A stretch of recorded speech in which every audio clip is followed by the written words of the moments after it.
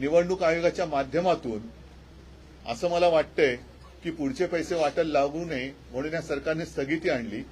आता निवडणूक झालेली आहे, आचारसंहिता संपलेली आहे। जसं निवडणुकीच्या आधी महिलांची मतं मिळवण्यासाठी ही योजना आणली गेली आणि त्यांच्या खात्यामध्ये पैसे दिले गेले, ती योजना तात्काळ सुरू केली गेली पाहिजे।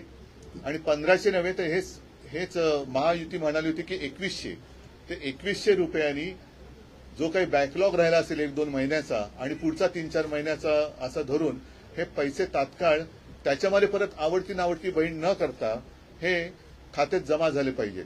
कारण मधल्या काळात मी बातम्या वाचल्या की आता निकष लावणार, म्हणजे एका घरात एकाच महिलेला मिळणार, मग अमुकच बघणार तमुकच बघणार। हे सगळे